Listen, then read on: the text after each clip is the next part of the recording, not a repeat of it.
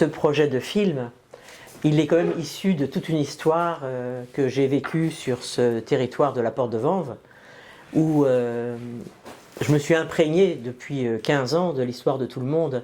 J'écris par rapport à ça, j'invente des histoires, je les transforme, je réunis des habitants, et à partir de là, je me dis qu'il y a quelque chose de spécifique ou d'étonnant qui se vit ici, dans un quartier un peu isolé, dans un quartier a priori que de HLM. Moi j'ai été fasciné parce que ça faisait tout de suite décor de quelque chose. C'est-à-dire que cette ambiance de briques rouges, avec certaines façades qui sont magnifiques, c'était un lieu de prédilection qui ici n'était plus regardé. Plus personne ne savait qu'ils avaient des immeubles art déco, que la brique était parfaitement conservée, qu'elle était toujours belle et lumineuse. Et donc, c'était très inspirant pour créer des images. Donc depuis 15 ans, je crée des images dans la ville, je circule, je transforme les lieux et je crée des relations un peu étonnantes, on va dire, parfois avec les habitants. C'est-à-dire que je n'ai jamais eu l'idée de développer la pratique amateur, mais plutôt d'être à l'écoute des habitants et de leur imaginaire et de me demander quelle histoire pouvait naître de ça. Et c'est comme ça qu'en fin de compte est né le film. Les habitants, maintenant, il y en a certains que je côtoie vraiment presque dans un quotidien, puisque notre petit lieu de vie ici permet d'accueillir un petit peu des gens.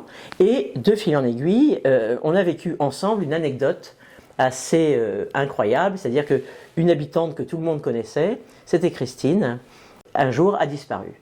Elle a disparu, donc les premières choses qui sont arrivées comme information, c'est qu'elle était morte.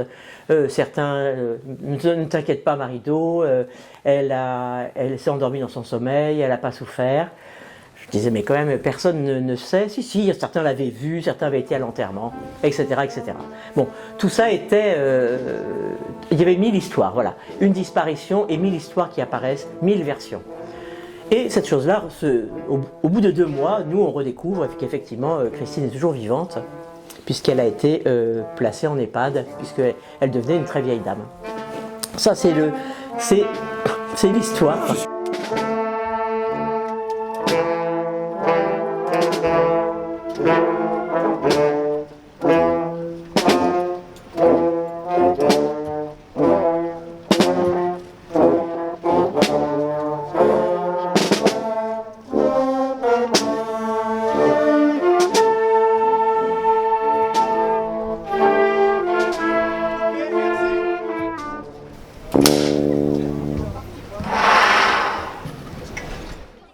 Donc c'est l'histoire qu'on avait vécue ensemble, dans un quotidien, dans un suspense, avec des envies de recherche, on se prenait pour des détectives. Et puis bon, on a redécouvert Christine et l'histoire se termine.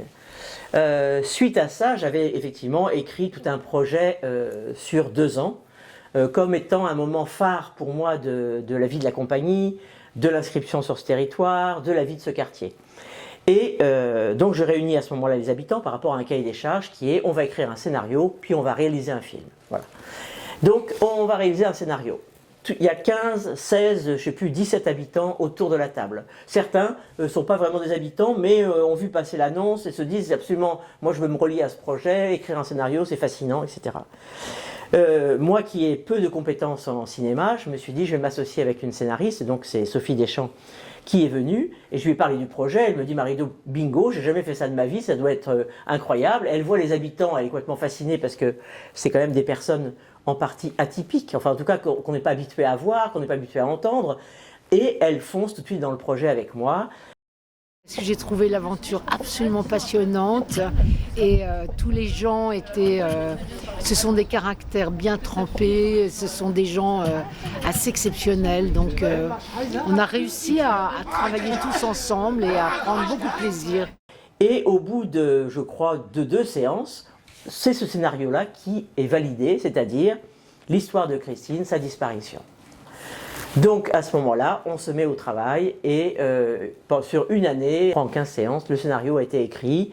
Chacun a écrit son personnage, a écrit, à plusieurs ils écrivaient les dialogues et de fil en aiguille, le scénario a été ficelé, je dirais de main de maître, hein, par Sophie, qui a été comme une magicienne avec la parole de tout le monde, qui a réussi à réunir tous les imaginaires différents, les niveaux de parole, les niveaux de langage.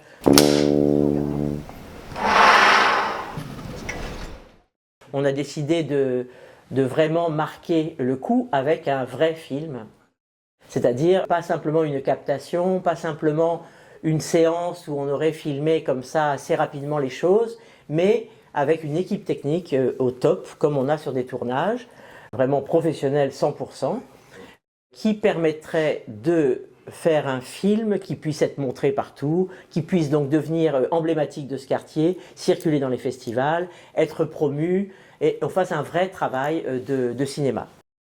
Ce qui est fascinant, c'est que tout d'un coup, tout a été transformé avec le tournage de ce film. Les habitants eux-mêmes se sont transformés et peut-être magnifiés dans leur rôle, dans leur imaginaire, et quelque chose d'éminemment présent et fort qui s'est passé à ce moment-là. Je suis très content d'être là, il y a une équipe formidable. Et ils ont tous donné pour qu'on y arrive là, ils ont donné de leur temps. Et maintenant, c'est le premier jour et il faut être prêt quoi qu'il arrive. Moi, ce qui me plaît, c'est d'être en relation avec des professionnels, parce qu'on sent que les gens connaissent sur le bout des doigts ce qu'ils font, et qu'on peut se confier littéralement à eux, on leur sera sûr du bon résultat. Ça se passe bien, c'est nouveau, une nouvelle expérience. Voilà, j'apprends. Voilà. J'avais hâte d'y être, donc rejoindre toute l'équipe parce que j'ai mon grain de folie moi-même où je fais pas mal de vidéos, je me parodie beaucoup, donc je kiffe. Petit peu. Bon, l'ambiance est nickel, tout le monde est hyper professionnel, mais de toute façon, moi je m'en fous, j'ai toujours rêvé d'être une artiste. J'aurais voulu être un artiste. Je trouve que c'est très bien, en plus des gens très différents, des décors différents, des habits différents, et je trouve ça vraiment une très très très belle aventure. J'adore faire des nouveaux défis, voir comment ça se passe, et puis c'est super intéressant d'être avec les autres, avec les amis, avec la compagnie, c'est super quoi, ça change complètement d'univers. Moi j'ai trouvé vraiment le projet super, que ce soit avec les habitants c'est chouette, l'histoire me plaît beaucoup, je la trouve très drôle et tout en ayant un peu de gravité sur entre autres comment des gens peuvent se monter contre quelqu'un, tu vois, un peu le phénomène mouton comme ça. Parce que l'équipe est très jeune, tous les techniciens sont très jeunes, sont très à l'écoute, sont vraiment professionnels, il n'y a pas de débordement, il n'y a pas de perte de temps. Première prise, en général, ils font ce qu'il faut pour que ce soit une bonne prise de toute façon. Et c'est très intéressant en plus de les regarder travailler comme ça tous ensemble. Il y a un lien entre eux. On y était toute une équipe, donc chacun y allait de ses petits, son grain de sel. Donc j'imagine que j'ai pas manqué d'en rajouter un peu. C'est faire peut-être vivre la vie de quartier. Ouais, y a pas de souci. Voilà, c'est ça. Et bon, puis c'est assez amusant de faire connaître l'histoire de Christine qui a disparu. C'est complètement fou ça quand même. Mais je joue le rôle d'un bègue et je vous avoue que tourner, même ayant un petit rôle, voire figurant, ça sera la première et dernière fois, sans doute. Ah ben c'est agréable de tourner avec eux. On se prend pour un acteur, mais on voit toute la fabrication d'un film, surtout c'est ça qui est pas mal, et on rencontre des gens. Voilà. Une belle ambiance, quoi, une belle atmosphère, moi je découvre. Donc ça se réinvente à chaque fois, et chaque jour se réinvente. Puis les comédiens, j'ai envie de dire, c'est une brochette que n'importe quel directeur ou directrice de casting envierait, je pense, quoi. C'est formidable, c'est une belle équipe, ça vaut des points, quoi. Donc je suis très heureux. Il y a toujours eu beaucoup de motivation, beaucoup. Parce que je pense que l'histoire les traversait vraiment. Et donc leur imaginaire était au cœur du projet. C'était eux, elles, qui étaient vraiment porteurs d'une certaine façon de cette histoire. Les choses ne fonctionnent jamais comme une ligne toute droite, donc c'est toujours sinueux, nos énergies, notre imaginaire. Il y en a qui ont beaucoup participé, par exemple, qui ont très peu de dialogue au final, mais qui étaient là tout le temps. Le plus important, c'est que ça appartienne. Voilà. J'ai appris ça quand j'ai commencé à faire les projets ici. On jouait par exemple dans une cour, et à partir du moment où on avait joué dans la cour, l'histoire elle appartenait à tout le monde. l'idée, c'est que tout se fasse sur ce territoire. Et donc, on a recréé des partenariats nouveaux, on a demandé des appartements, on a demandé à ce qu'on nous prête des lieux tout le temps. Les cours, donc on avait un accès, on avait un partenariat avec Paris Habitat, la ville de Paris, tout le monde est devenu partenaire. Et on n'a eu que des portes ouvertes, bon, avec du travail derrière, mais des portes ouvertes. Et donc on a pu travailler de façon artisanale pour un film professionnel. Et j'avoue que ça a été fascinant. C'était pas n'importe quelle équipe de tournage qu'on avait à nos côtés. C'était toutes des personnes qui avaient cette envie de se retrouver sur ce qu'ils appellent eux un petit projet, où il n'y a pas de hiérarchie plus que ça, il y a une transversalité. Tout le monde pouvait parler avec moi ou avec le chef-op. Tout le monde était dans la même famille. On a vraiment recréé une famille où tout le monde était à sa place, parce qu'effectivement, il fallait bien que chacun ait une place très déterminée pour arriver à construire ce projet en direct. C'est magique, tout simplement, c'est un peu magique de se dire que ce film a pu se faire avec des gens aussi professionnels dans un contexte d'association et de compagnie de théâtre. Voilà.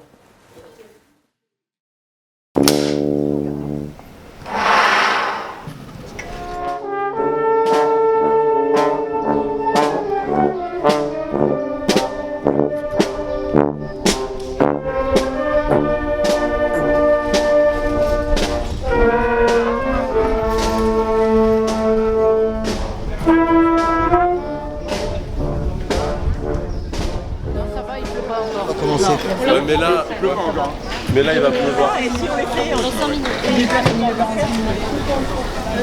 Alors, qu'est-ce qu'il faut anticiper peut-être c'est juste là, ça va tomber, mais ça va être une averse. Donc ça va s'arrêter après. Parce qu'on n'anticipe pas, on les range tous quelque part, là, dans un jardin.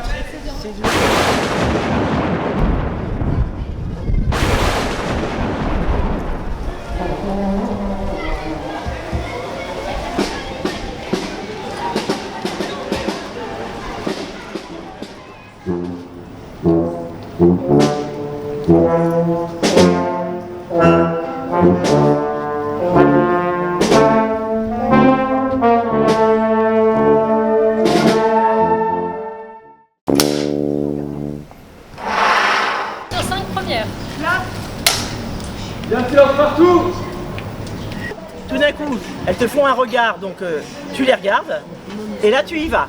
Mais auquel cas, si jamais c'est Dominique, on adaptera un peu ses répliques pour qu'elles soient moins autoritaires. C'est là qu'il dit vaut mieux l'avoir en peinture